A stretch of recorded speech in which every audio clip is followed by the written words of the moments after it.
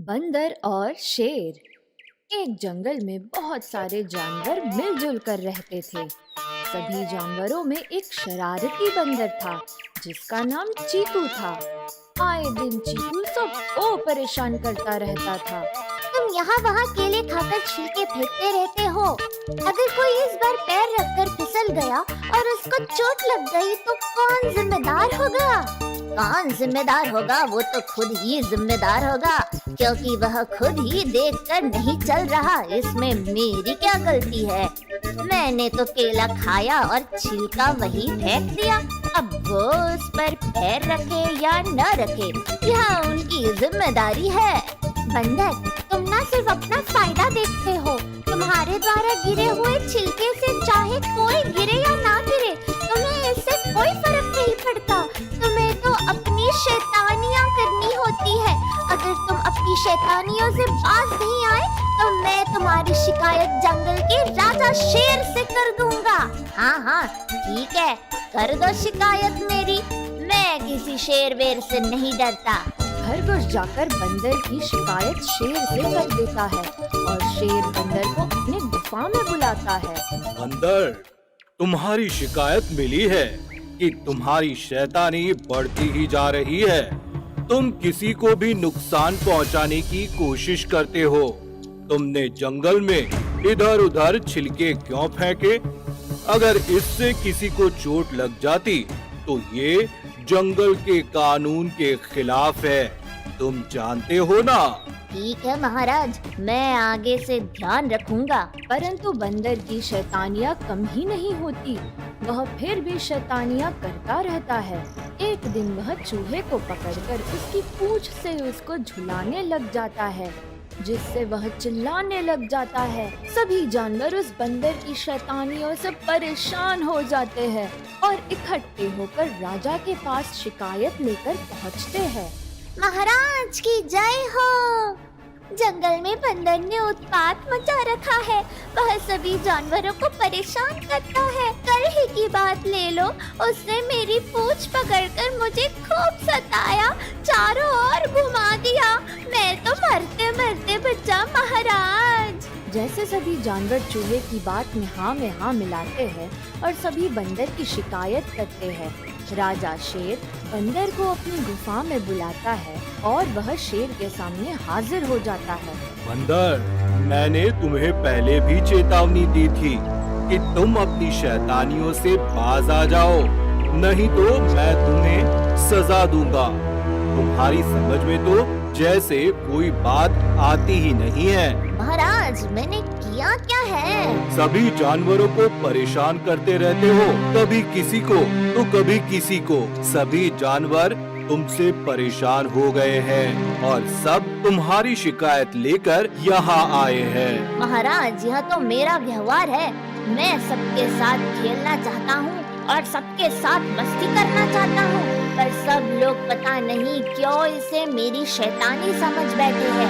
वह सबके साथ मिलकर रहना चाहता हूँ और सबसे बात करता हूँ, परंतु सब मेरी बातों का बुरा मान कर बैठ जाते हैं। और देखो ना, आज तो मेरी शिकायत लेकर सभी जानवर आपके पास आ गए। नहीं बंदर, ये हमारे जंगल के नियम के खिलाफ है। तुम ये जंगल के नियमों को तोड़ रहे हो। हमारे जंगल का नियम है कि कोई भी जानवर दूसरे जानवर को परेशान नहीं करेगा, लेकिन तुम सभी जानवरों को शैतान बनकर परेशान करते हो। मैं अब तुम्हें सजा दूंगा।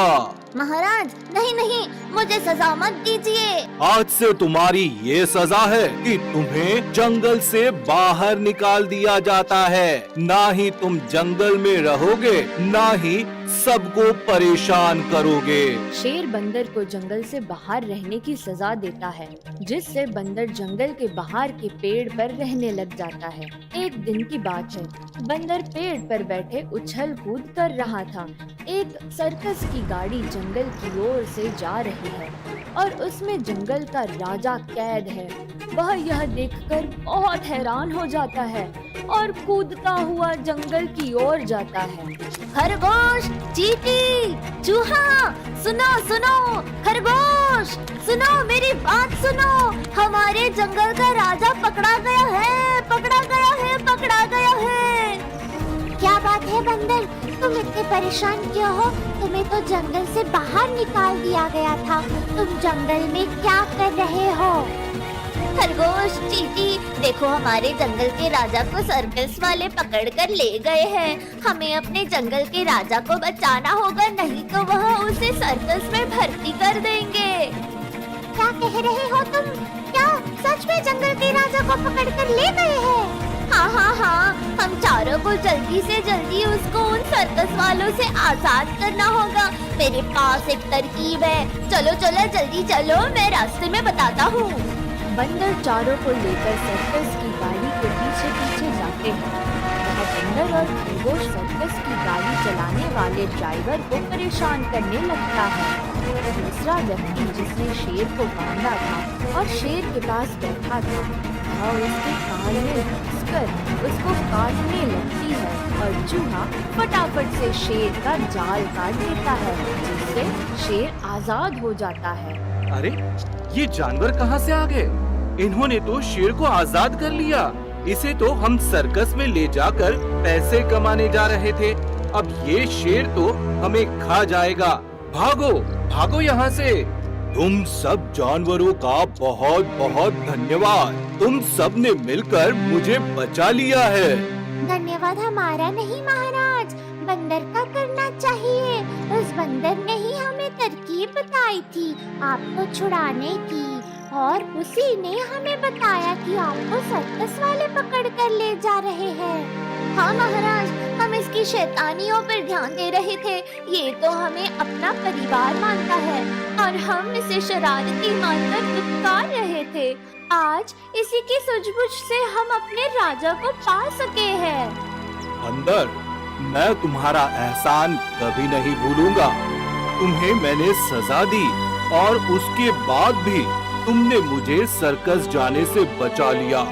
तुम्हारा बहुत बहुत धन्यवाद बंदर। आज से कोई भी परेशानी नहीं होगी तुम्हें जंगल में।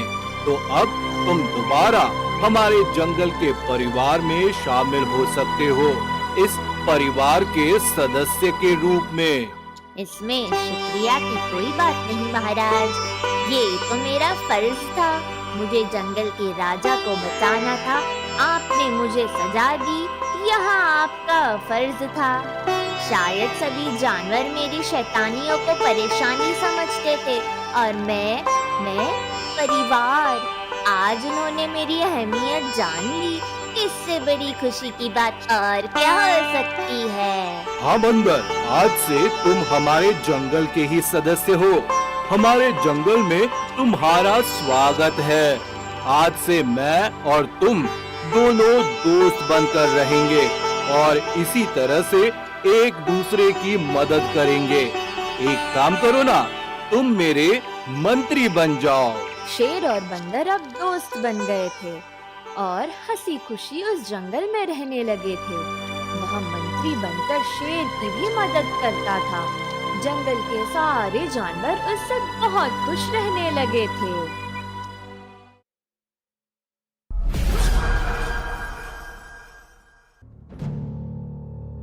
मलिकपुर गांव में हरिया नाम का एक किसान रहता था।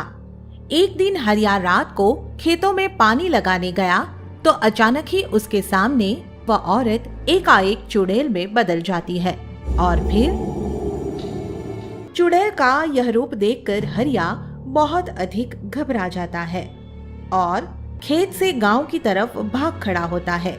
मगर कुछ दूर भागने के बाद वह चुड़ैल अचानक ही उसके सामने आ खड़ी होती है। तू मुझसे बचकर कहाँ जाएगा? यह कहते हुए चुड़ैल हरिया को उठाकर हवा में उड़ाती है और फिर जमीन पर गिरते ही हरिया सचमुच ही लंगड़ा, लूला और गूंगा बहरा हो जाता है। अब तो इस गांव के हर मर्द को तेरे जैसा बना दूंगी, तेरे जैसा। यह कहकर चुड़ैल गायब हो जाती है और फिर जैसे तैसे हरिया किसी तरह अपने घर पहुंचता है। हरिया की पत्नी राधा उससे बार बार सवाल करती है, मगर हरिया उसे देखकर रोने के सिवा कुछ बोल सुन नहीं पाता, तो वह समझ जाती है। उस दिन के बाद से चुड़ैल रोज रात गांव में घूमने लगती है। उस दिन के बाद तो गांव में ऐसे अपाहिज लोगों की संख्या बढ़ती जाती है और गांव वाले चिंता में पड़ जाते हैं। भाइयों, अगर ये बीमारी ऐसे ही बढ़ती रही तो कुछ दिनों में गांव के सारे मर्द अपाहिज हो जाएंगे। मैं तो कहूँ कि सबको मिलकर पहाड़ी वाले महात्मा के पास चलना चाहिए, वह जरूर इस समस्या का समाधान कर देगा। उसके बाद वे सब सरपंच जी के घर चले जाते हैं और इस बारे में उनसे सलाह मशवरा करते हैं। तो ठीक है भाइयों, चलो महात्मा जी के पास चलते हैं। सरपंच के ये कहने पर गांव के कुछ खास लोग पहाड़ी पर महात्मा जी के पास जाते हैं और फिर उन्हें अपनी समस्या बताते हैं। महात्मा जी उनकी बात सुनकर हैरान हो जाता है और उन्हें बताता है, बहुत बड़ी विपदा आई है आपके गांव पर। महात्मा जी से ये सुनकर सब गांव वाले हैरत में पड़ जाते हैं और साथ ही डर भी जाते हैं। ये कमबख्त शमशान घाट की चुड़ैल हमारे गांव में आई क्यों है? इसे हमारे गांव के मर्दों से आखिर क्या दुश्मनी है महात्मा जी? सरपंच के ये पूछने पर महात्मा जी गांव वालों को बताते हैं, पास के गांव में सूरत नाम का एक तांत्रिक रहता है। उसे आपके गांव के सब मर्दों से दुश्मनी है और वो गांव के सब मर्दों को अपाहिज बनाना चाहता है। महात्मा जी के मुंह से यह सुनकर तो सबके पैरों तले से जमीन ही निकल जाती है। क्या उस तांत्रिक को सबक नहीं सिखाया जा सकता? ये सब किया जा सकता है, मगर इसके लिए आप सबको उस चुड़ैल गांव में एक हवन करवाना होगा, ताकि मैं अपनी मंत्र शक्ति से चुड़ैल को वापस उस तांत्रिक की तरफ मोड़ सकूं। आप चिंता मत कीजिए, आप हवन की तैयारी कीजिए, मैं बहुत जल्दी ही ये काम कर दूंगा। महात्मा जी के यह कहने पर सब गांव वाले मिलकर हवन करवाते हैं और फिर महात्मा जी अपनी मंत्र शक्ति से चुड़ैल को उस दुष्ट तांत्रिक के पास भेज देते हैं। यह कहकर चुड़ैल उस दुष्ट तांत्रिक को सबक सिखाते हुए लंगड़ा, लूला और गूंगा बहरा बना देती है। फिर जैसे ही तांत्रिक को यह सजा मिलती है, गांव के सब मर्दों की हालत पहले जैसी हो जाती है। हरिया, राम रतन और अन्य लोग स्वस्थ हो जाते हैं और गांव वाले यह चमत्कार देखकर बहुत खुश होते हैं।